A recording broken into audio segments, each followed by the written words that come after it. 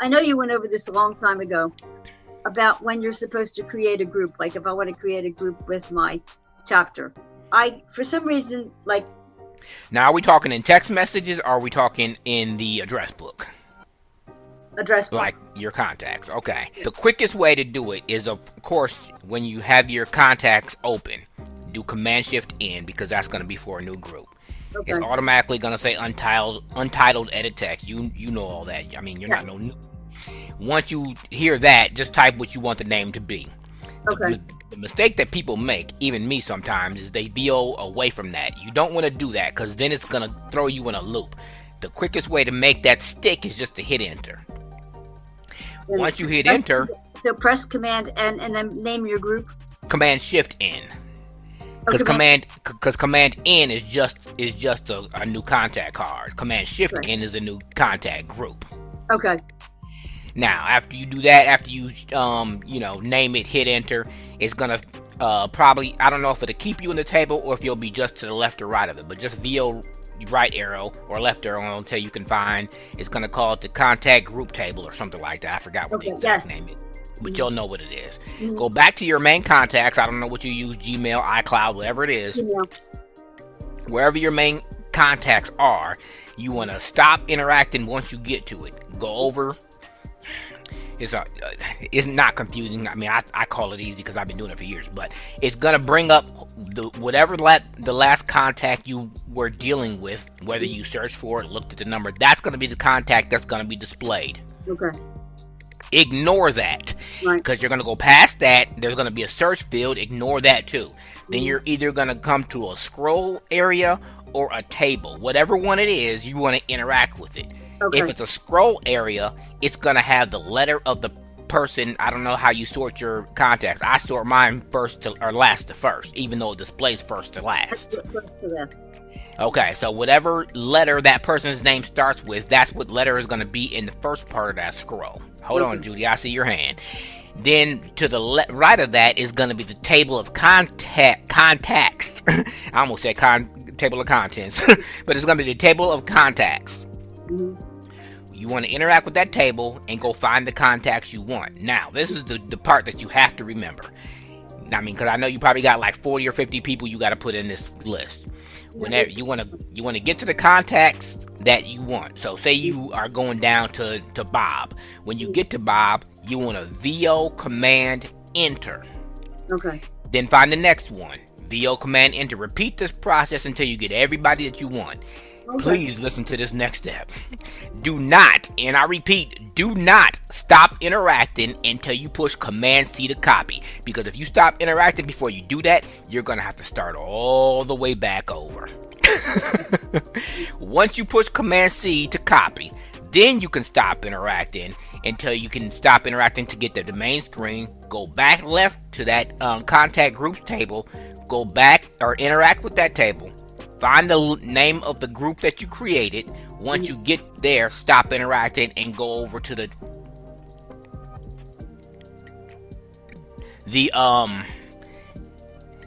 what you call it, when you get to the table where there would normally be names, it's gonna be empty. Okay. Once you get to that edit field, you just paste them and they're there. Okay. Very good. Once and it works like a charm. I've done it I'm not gonna say a billion times. And the great thing about it is, if your Gmail is your contacts is your Apple ID, or they're signed into the same Apple ID, which is your Gmail, it's gonna sync to your phone. So you don't have to worry about creating that group on your phone again. It's kind of dumb. You can create the group on your Mac and it'll sync to your phone, but you can't do it in the reverse order. When you're on a Zoom meeting, regular with a bunch of sighted people, like for instance, yesterday, one girl sent me a private message, she said something like sending hugs. And I don't know, how do you, on a Mac, I've never even been on a Zoom meeting yet with my Mac, but how would I respond to her? She responded to me, just to me, not everybody else. So how would I respond to her back? That's one question. And the other question is when people give you their email address, when they put it in the chat, how do I copy it and save it? So kind of two questions there. Basically, what you'll do is there's going to be a table. Well, first there's going to be a button that says you're going to have to look for participants, and it's either going to say expanded or collapsed. If it's collapsed, you're going to have the VO space bar on to command it. Now, this is where you can actually, once it's expanded, this is where you can use VOJ, because it's going to jump to the next, what they call linked item. I have no idea why it calls it that, but that's what this command is called. Once you're there, find the person that sent you a message, or anybody that you want to send a message to. You VO space bar on it, and the first thing that's going to pop up is going to say send private message. You'll find the edit field. You'll type. I usually VO left arrow to make sure it's going to just that person, and then you hit enter to send it. There's no send button. You just hit enter. All right. Now, to copy an email address, well, this is basically where you got to practice your navigation skills, and you have to find the thread. Make sure quick nav is off, because you cannot read the whole, like if it's a group, like say if it got sent to everybody, there's messages that got sent to everybody, you're not going to be able to arrow up and down through them if quick nav is on. So make sure quick nav is off once you get to where the messages are. Once you get to it, you can put the cursor or the left arrow right on the first letter of that email address, hit the down arrow, and then copy it to your clipboard that way. I'm frustrated with text edit, and I've even taken this problem to the Apple support people. I can create a file, save it, and come back to it, and I get all kinds of gibberish, and then I have to turn VoiceOver off and back on, and it seems to bring me back to the file. And with that back working, occasionally when I write more to the file, I'll suddenly lose the voice. Have you seen this problem before? I have not. And what you described does sound like an engineering back-end issue. And I've taken it to them, and they've taken reports. My son-in-law worked with me for 2 hours with them, and we still haven't resolved it. What about resetting VoiceOver's utilities back to factory or to defaults and see if that did it, and just set everything, your verbosity and all that up again? How would I quickly do that, Cliff? I'll take a note here. Go to VoiceOver utilities. Yeah. And there's an option in the file menu that says reset all VoiceOver. Yeah, I forgot the actual verbiage, but it basically says reset all VoiceOver settings back to defaults is what it's going to tell you. It's going to ask you to confirm, and then you hit yes. And I don't know if that's going to solve it, but that's a suggestion. You could also try switching voices, which I don't know what voice you use, but if it's Alex, that's not going to fix it, because that's the default. Yeah, I use Alex. Yeah, so that's not going to fix it. So I would try resetting VoiceOver settings back to defaults and starting from scratch with that. That way you don't have to do your whole system. The one thing that, and I know I have it somewhere in my notes, because I haven't used my Mac computer in a long time. It's not my mail and my messages and everything does not sync with my phone. Now, are you on Monterey? Yes. You still on Big Sur? No, I went to Monterey. Okay. Now, you know what I'm about to ask you. Is your Apple ID, are you signed into the same Apple ID on your phone and your Mac? Because that's the one thing that you need to double check. If you're not signed in with the same Apple ID, I don't know if you even have more than one, but if you're not signed in with the same Apple ID, it's not going to sync, because that's the key. What I want you to do is go to System Preferences, and the first thing that you're going to hear, of course, is going to be the toolbar. But if you VO right arrow, it's going to say Apple ID. And if you're not signed in, it's going to tell you sign in to whatever. I forgot what it says, because I don't never not sign in. But basically, it's going to tell you to sign in. If you are signed in, it's going to tell you what your Apple ID is, and to view more details or something like that. But if what you say is true, it's not signed in, and you want to sign in, because if you don't, your messages, mail, nothing, even your notes is not going to sync to your Mac, and that's going to make it pointless, because you're going to have to redo everything all over that you have on your iPad and your phone already. And for you, like, what is the most reliable method, or isn't there one sure method, but a reliable method when you read your emails? Because when I usually press enter and just a down arrow, but then sometimes if they're HTML emails, I find it better to either turn quick nav on and do right arrow, or do the VO right arrow. But then other times, how do you know which is the best way to do it? Is there one surefire good way to make? It's trial and error, but what I do is I Okay. just hit enter and I let VoiceOver read it. I mean, I don't. Oh, okay. I don't even stop it or anything like that. But if you do, and you want it to read it from the top, just use Yeah. VOB. So VO what? VOB, and that's the read from beginning. Oh, that's command. the read it from the top. Okay, I knew about VOA, but not VOB. Yeah, VOA is fine too if you're already at the top, but say you're in the middle and you do VOA, it's going to read from where you are, not from the top. So, Well, I tend to let it read what it's going to read and then press enter. And then I'm like, oh, shoot, let me go down to where I was. That's why. so, but a quick tip if you care for it, I don't, but some people do.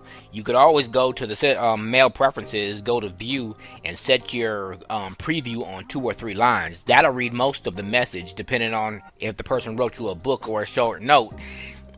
Oh, okay. And it'll probably read the message to you, depending on how many lines are in that message. So, If I go to my MacBook, whatever, and yeah, open that up. I don't have nothing in my computer section called users. I mean, it's in system preferences, but not my computer section. If you go to your Macintosh Drive or whatever. Oh, if you open that, yeah, I never opened that thing up. You don't? No, for what? What's in there?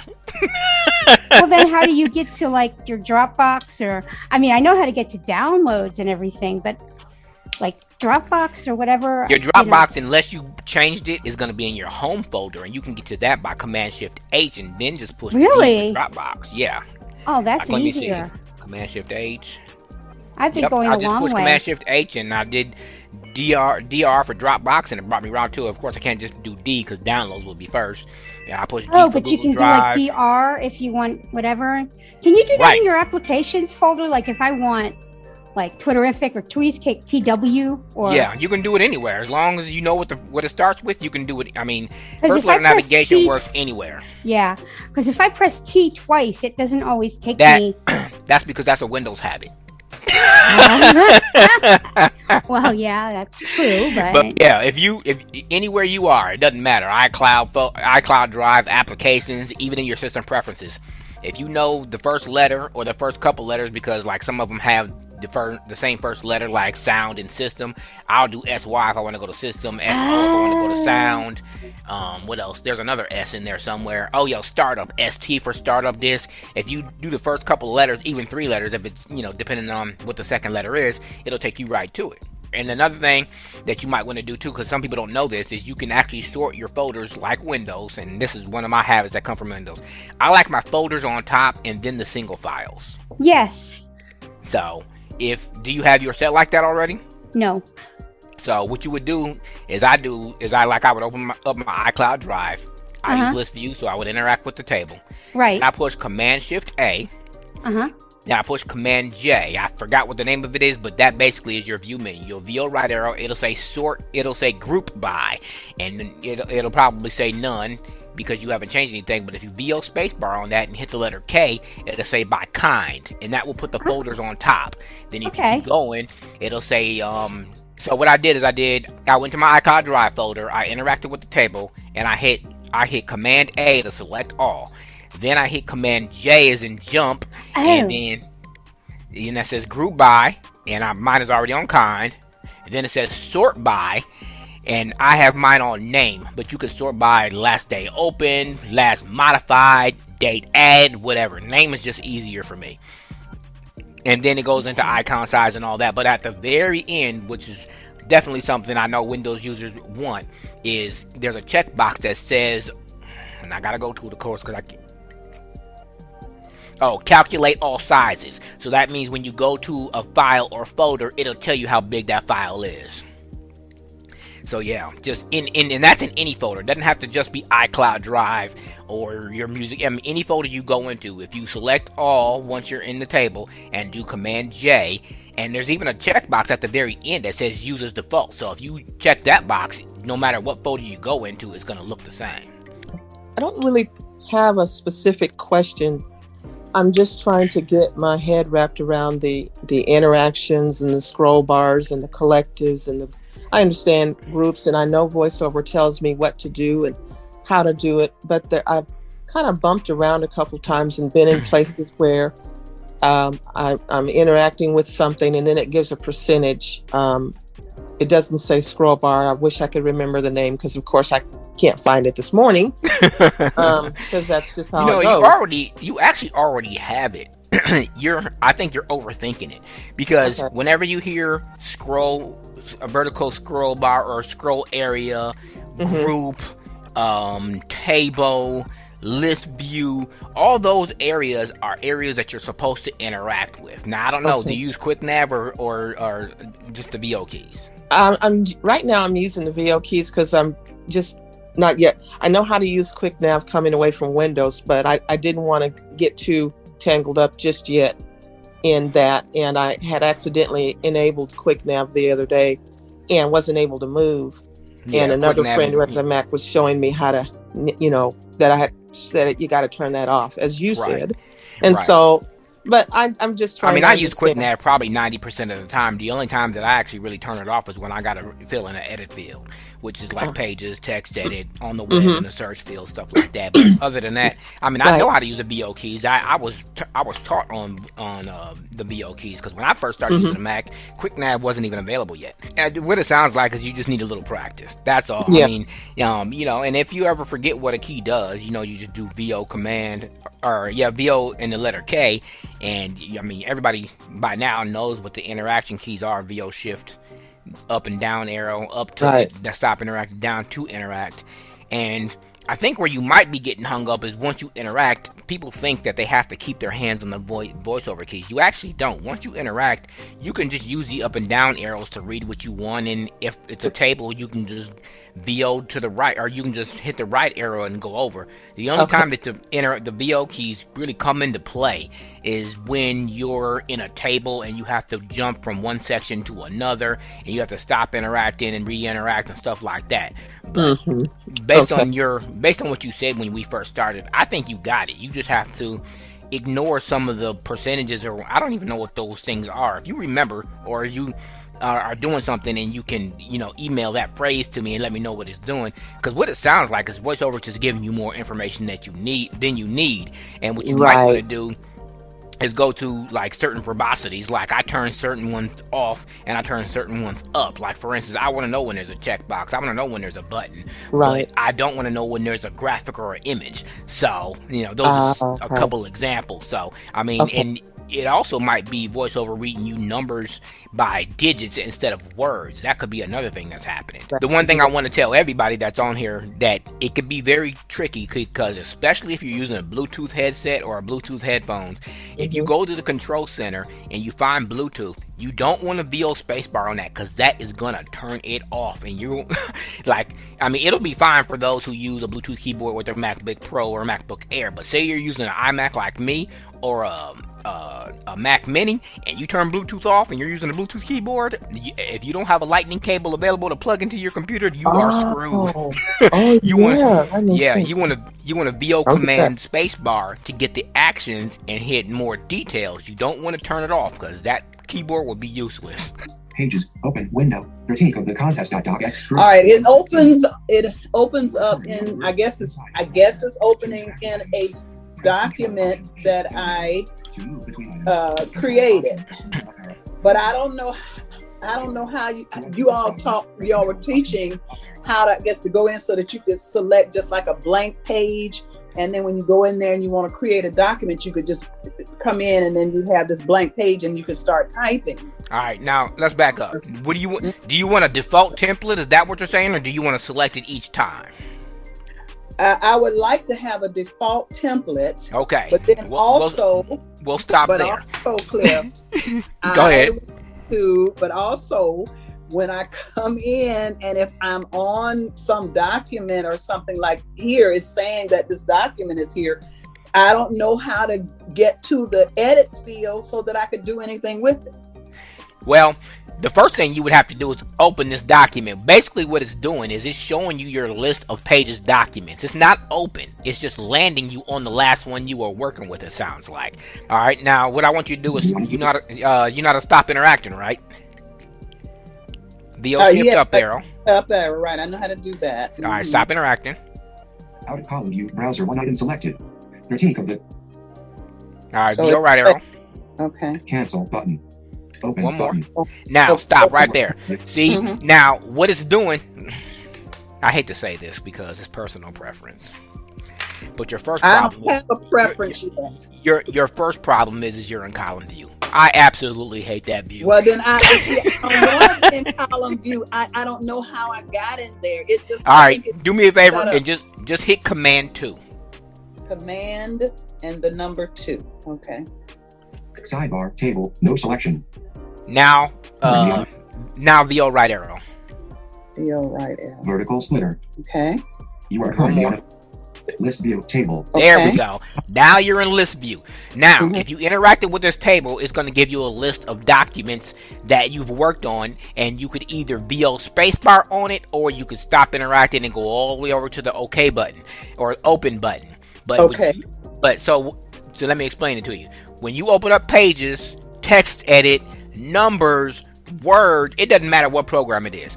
It's going to drop you into that folder where your recent documents are. So that's what you're hearing when you're opening the folder, or when you're Okay. opening the program. Now, if you want to set a default template, I can show you how to do that. But the way to start a new document is you would hit Command N. Remember, Command N is a new anything. I don't care where you are. Now what you want to do is you want to push Command, comma. Command and a comma. Command and comma. Preferences. General. For new documents. Default zoom. Default font. Editing. Equations. All right, hit your control key. Mm-hmm. That's just to shut him up. All right, let's VO. That's VO right arrow. Okay. For new documents. Show template chooser. Selected. Radio button. 1 of 2. Next one. Use template. Radio button. Use 2 of 2. template. Yep, VO spacebar. Use a specific text. Selected. Use template. Radio button. 2 of 2. Now VO right arrow. Change template button. Now that's what you want. You want to change. I don't even know what the default is right now, which it probably is nothing. But you have to select there so you can pick what you want your default to be. Okay. So VO spacebar here. Yes. In dialog collection, choose a default template. You are currently. He wants you to choose a default template. So you want to interact there, find the category, interact again, and then pick the template you want. You probably want blank landscape, which is the default for most people who aren't doing nothing fancy. Yes. Basic section. Basic section. Reports section. Yep, interact with that section. Basic. Yep. Okay, so interact in basic section. Okay. Interacting with the items in this list in basic section. Basic and basic. Okay. VO right arrow. Blank. Empty white portrait document button. White portrait. Go back to the left. Blank. Empty white portrait document button. All right, go one more to the right. Blank landscape. Empty That's landscape. the one you want. VO spacebar. All right, so I'm going to select that one. That's VO space. Right. Change template button. Closing dialog button. Button. All right, now you're done. Now you can do VO, or not VO. I'm sorry. Command W. Command W. Close. Now in open window. List view table. No selection. Now, where he has you now is he has you on a list of your documents. Of course, you don't want that because you want to create something new. But instead of it asking you to pick one, watch what happens when you hit Command N. Okay, Command N. Okay. Page is busy. No. Now in untitled window. Body. Edit text. He put you right in the body, edit text. Now, one thing I want you to do, because I wasn't able to show this in the demonstration because I had already had mine done, do VO Command Spacebar. VO Command and Spacebar. Actions menu 5 items. Mm-hmm. All right, arrow, down arrow. Bookmark. Mm-hmm. Again. Jump to format. Jump to page. Show menu. Show menu. Hide headers and Hide footers. headers. Stop right there. Hide that. That's exactly what you want. You hit VO Spacebar on that. Okay. Headers and footers body. Yes, I definitely Now all you will see is the text field. You won't see no footers. You won't see no headers. Now I don't know if that sticks for the next time that you open, but now you know how to get to it. Okay. So whenever you open a new document or even one that you've created, you can VO Command Spacebar and go down to hide footers and headers, and that will just give you the text field to write in. Where on the Mac? Where do I find open tabs on my on the Mac? If you have more than one open, it's going to be. Oh my goodness! I think you would. No, Command T is for a new one. 9 times out of 10, when you open Safari, it's only going to be one tab. But if you want to open a new one, a new window is Command N, a new tab is Command T. Once you open it, you can cycle between them with the Grav or accent key, whatever you want to call it. It's right above the tab key. You cycle oh yeah, I wondered what that accent key was. Yep, you cycle between them with that Command and that key. Now, if I have things in favorites, can I take them out of favorites and just put them in the regular list, or do they? Well, that depends on what you mean. When I open my bookmarks, I have a whole list of them, and then down at the bottom, I have a couple that I have in favorites. I don't know how I put them in favorites because I don't like them in 2 different places. Okay. Do you want to delete them from favorites, or you want to delete them from the other place? No, I want to get them out of favorites and put them in with everything else, or should I just delete them and re-enter them? Well, that depends on you. I can tell you how to edit them, but if you want to delete them and just start over, that's up to you. No, how do I? Okay, then how do I edit them?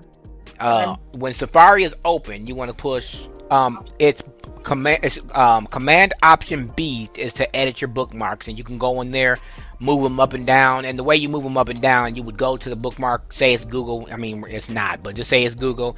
Your cursor will be over it. You push Command C to copy it, and then paste it wherever you want it. Now, say you got Yahoo and Microsoft as bookmarks, and you want Google to be above Microsoft. You have to paste it on top of it, and then it'll move Microsoft down. That's how that works. Oh, okay. But after you paste it there, unfortunately, you have to go back down to the original spot and delete it from there. It doesn't automatically delete it. Otherwise, you're going to have a bunch of duplicates. All right. Well, see you guys next week. Don't forget to listen to the recording on Zoom, or I said on Zoom, on YouTube on Monday at 1 Central, and then we'll be back for the last class on Wednesday at 1 Central. Everybody have a good one.